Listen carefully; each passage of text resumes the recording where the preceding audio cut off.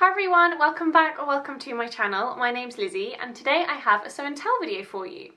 Now this video has got 4 makes in it, and the first of these makes I actually made back in March, but it's been a really, a long, slow, steady process of making these 4 things. I actually had a couple of breaks from sewing, kind of because we're quite lucky in the UK at the moment that life is slowly starting to be a bit more normal. So since April, the rules around the pandemic have slowly been easing, and I've been seeing friends and family and doing a bit of socialising, which has been amazing, but it's meant that the sewing took a little bit of a back seat for a couple of months. But today I'm going to show you what I've been making. So the first thing that I've made is this by Hand London Hanna wrap top. Now you will have seen this already if you follow me on Instagram, so I'll put my handle on the screen now and in the description box below if you'd like to come and follow me on Instagram. I post my makes sometimes a little bit ahead of time on my Instagram versus here. So I'm going to hold this down actually and put pictures in because it's making it, the colour's gone all funny on my camera. I'm sure lots of you will be familiar with the by Hand London Hanna pattern. I've got it here, but I'll put a picture in the screen so you can see it better. It's a wrap top and a wrap dress, and it's been really popular, so there's lots of gorgeous versions on Instagram, and it's basically a wrap bodice that's attached to a gathered skirt, and you tie it together with little ties on each side. And it's gorgeous. I really, really like it. I think it's really versatile because you could make it in lots of different fabrics and create quite a different look. And mine that I've made is in this lovely blue viscose linen, which is from Fabrics. It's a really lovely fabric. It's got really nice drape to it, but it's also soft and it's also breathable. This is the first time that I've used this pattern, so I did do the full whole hog toiling process, and I'm actually going to make a fitting video on the process of how I fitted this pattern to me, because I did make quite a few adjustments. So I won't go into all that in too much detail now, but ultimately I made 2 toiles, and the adjustments that I made included a small bust adjustment, and various different tweaks to like the armholes and fabric across the front to kind of take out any gaping and take out any excess and that kind of thing. So yeah, stay tuned for that video in a few weeks' time if you want to see how I fit that pattern and the different pattern adjustments that I made to the pieces.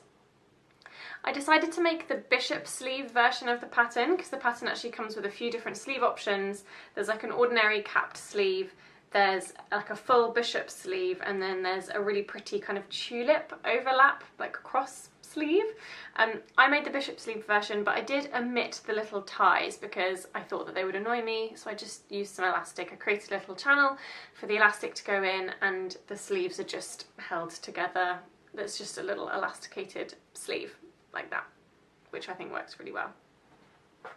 I had a couple of very minor issues with the pattern, and I'm not going to blame the pattern actually, because it still could be that I just didn't read it properly or I missed this information, I'm not too sure. But I couldn't find any markings on the bishop sleeve pattern piece for the buttonholes or for the rouleaus, so I'm not sure if that might be a minor omission on the pattern, or maybe I just didn't see it. And I also, the pattern didn't seem to include any instructions for finishing the ends of the rouleaus for the sleeve ties. So it's got these sleeve ties, it's got these ties that you use to tie the waist together, and the pattern didn't give any instructions for how to finish the ends, unless I missed it. Or maybe, like, the by Hand London patterns are for slightly more kind of intermediate sewists to my understanding, so maybe they just assume that that's a technique that you would kind of know how to do instinctively. But either way, I figured it out and I'm really pleased with the end result. The only thing I would say is that in this, the fabric means that the fit, I can't quite decide what I think of the fit. When it's fresh out the wash, and I don't iron things unless I really need to. So this comes out the wash nicely crinkled because it's made of viscose linen, and linen, even with a bit of viscose in it, is always going to be a bit of more of a crinkly, like casual fabric. When I put it on fresh out the wash, it fits really nicely. But then with a bit of wear and a bit of movement, the fabric sort of gives a little bit. I don't know, I think maybe the heat of your body causes some of the creases to drop out a little bit and it just becomes slightly looser. So I'm not quite sure what the tactic is with that, whether I should have made it a little bit smaller. I think if I were to make it again, I would probably bring it in slightly on the side seams just to give a slightly more snug fit, but I really like it and I've really enjoyed just wearing it with jeans, you know, a nice top and jeans. It's just always a good vibe. It could be with trainers and a jacket in cooler weather, with sandals and sunglasses on a lovely day. Yeah, I'm really pleased with this make. The next thing that I have to show you is a very unseasonal make, but disclaimer, I did actually finish it earlier this year when we still had some cold weather. So this is my Sew Over It Chloe coat, which is made in this lovely green ex-designer wool that I bought from Fabrics Galore at one of the fabric shows several years ago. Now this coat, I'm a little ashamed to say, has been in the making since November 2017. So it's taken me a really long time, but that's mostly because there was actually just a huge break in the middle where I just didn't work on it. Now, back in 2017, I found this coat really quite difficult because I was using these, so it's the Sew Over It. Let me tell you about the pattern first, then I'll get into and the fabric and everything, and then I'll get into the process. So the pattern is the by hand no it's not. It's the Sew Over It Chloe coat, and I did their Intro to Sewing Coats online class. And you basically log into their site and there's all the different like videos for all the classes, and it's all broken down step by step, and you have like a simple but fairly brief instruction booklet that goes along with that, and I was following along with those videos. Now, back in 2017, I found it really difficult and I didn't really enjoy the online class very much. I can't really remember exactly what the details were of why I found it tricky. I think it was, I don't know, following Lisa along, giving the instructions. I think there were a few elements of the pattern where there were like a couple of different variations, or she'd say, I'm doing it with this certain fabric, so I'm going to do it like this, but if you're doing it a different way, then you do it a different way. And I just found it a little bit hard to follow, but I think maybe back in 2017, it was probably just a little bit above my skill level to be making a coat. So anyway, I did a bit wrong. I put the zip in on the wrong side or upside down or something, and it was just a real big mission to have to unpick it to fix the problem, and it overwhelmed me so much that I just left it, and I just literally let it sit in my wardrobe half finished for like several years. And I finally plucked up the courage to do that unpicking, because this is such, like, it's lovely gorgeous wool, but it means that the stitches, maybe I had slightly too short a stitch length or a bit too much tension, but the stitches had just disappeared into the wool, so it was really difficult to unpick it. But I did it, I persevered, and actually with my 2021 sewing skill level, I found finishing off the online class much easier than I did the first time around. Now, yeah, some things went wrong, but there are things that I don't think you would necessarily notice unless you were familiar with the pattern. So firstly, you'll see here that it closes with a zip, and on this side you've got the zip, and then you've got the zip placket bit that covers over the other side of the zip when the coat is closed, so that you can't see the zip. Now on this side, the zip that's underneath, this placket here is supposed to be quite a bit wider, but I fluffed it up. I'm not quite sure how I fluffed it up, but I did. I think it was something like I missed an instruction where you had to cut the facings and the plackets slightly differently. I don't know, I think they probably should just provide two different pattern pieces, but they didn't, and then I forgot to trim a certain bit that I was supposed to trim or something like that. But ultimately, I don't think you would necessarily notice unless I tell you. It just means that when the jacket is worn open, it just looks slightly uneven because this bit is supposed to be wider, but never mind. Another thing that I would change is that I put the pockets on a bit low. It's got patch pockets on the front. They should be a bit higher to be comfortable to use, but it got to the point where I just couldn't be bothered to change it. And I don't know, who walks around? I don't feel like I would ever really walk around with my hands in those front pockets anyway. In the future, I would put side seam pockets in because I just find them more comfortable to put my hands in. But anyway, I finally did it. I finished my coat, finally. I'm not sure I would make the style again, or if I did make the style again, I would make it more for like a lightweight coat for the spring and summer, because as a winter coat, I think I would prefer it to have a collar, or prefer a coat that has a collar, because whatever you wear underneath this style of coat that's just like a round neck is going to be visible really. Like in the winter I wear a lot of big woolly jumpers and things.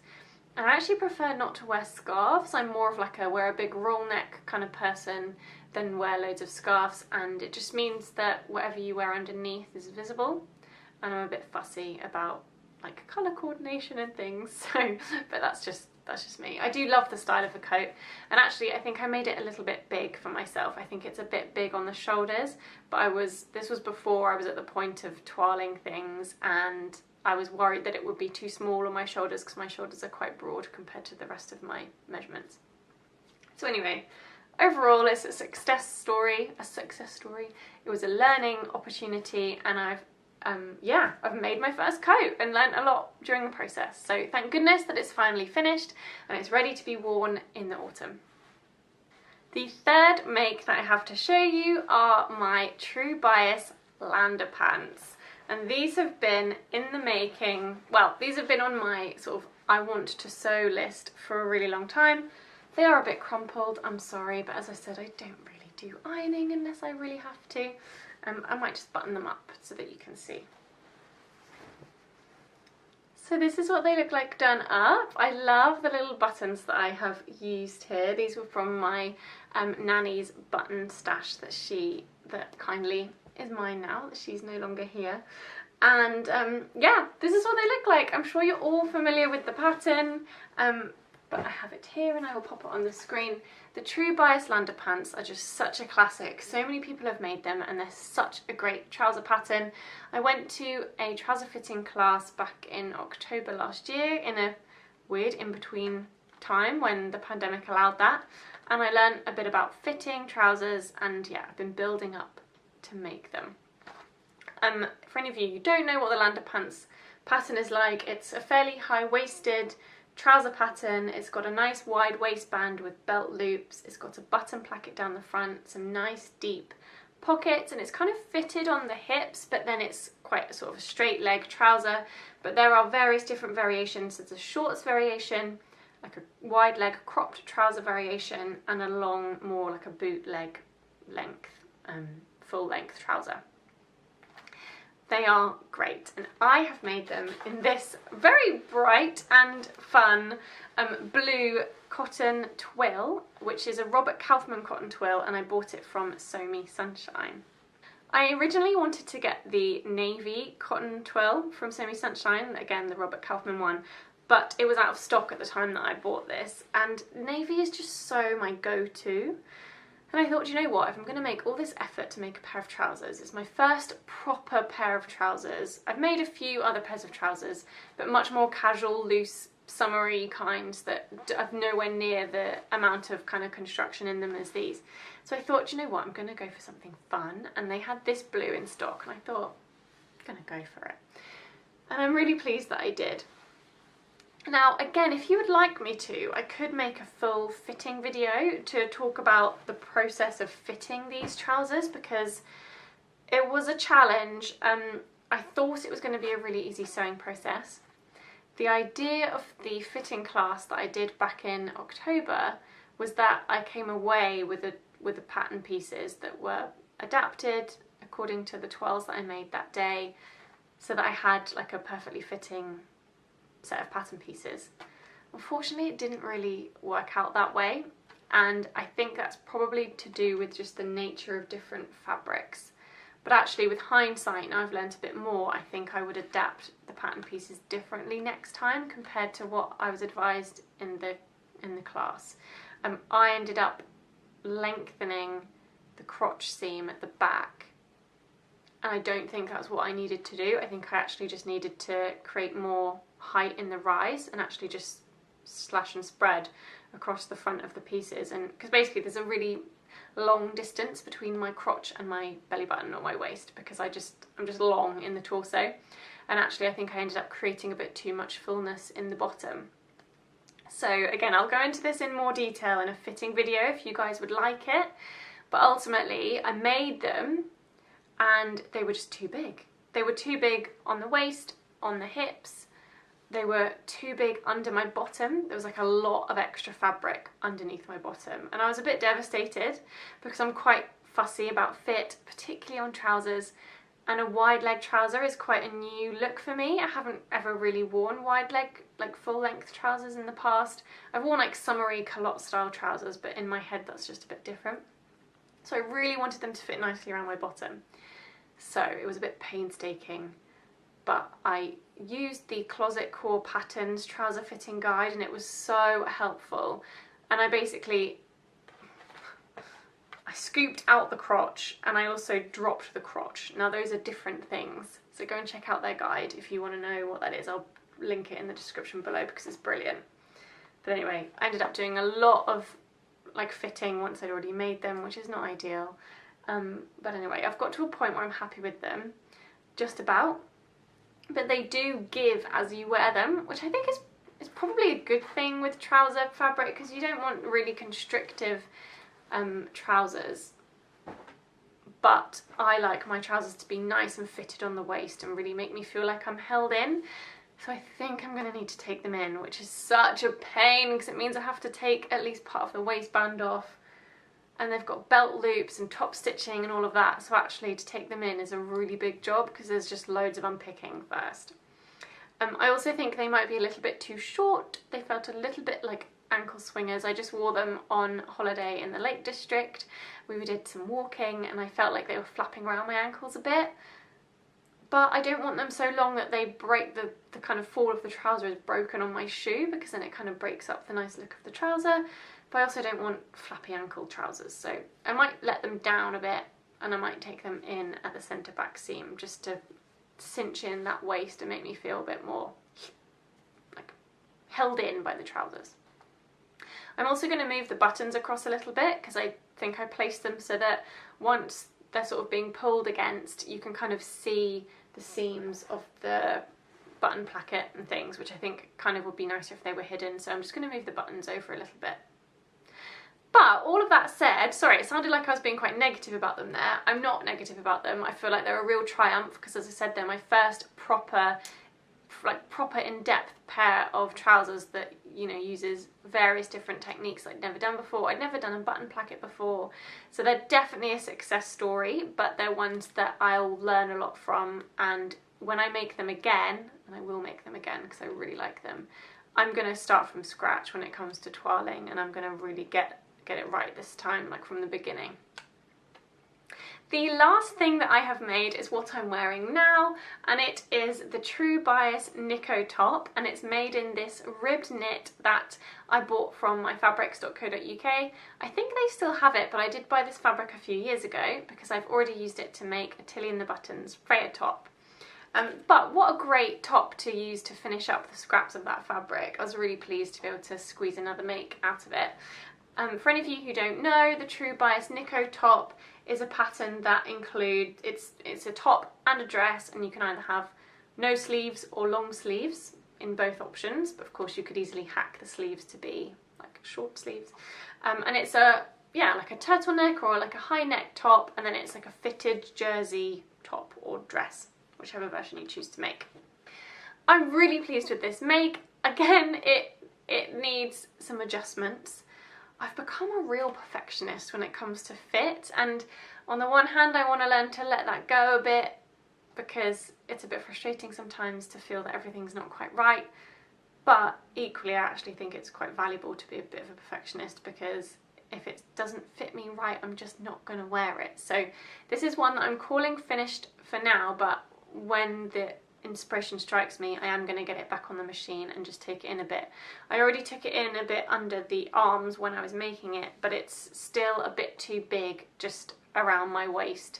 I think in this rib knit fabric it really looks better if it is quite a tight fitting garment as opposed to being loose, because when rib knit is loose, let me see if I can show you, when rib knit is loose it kind of like creates little rolls like that.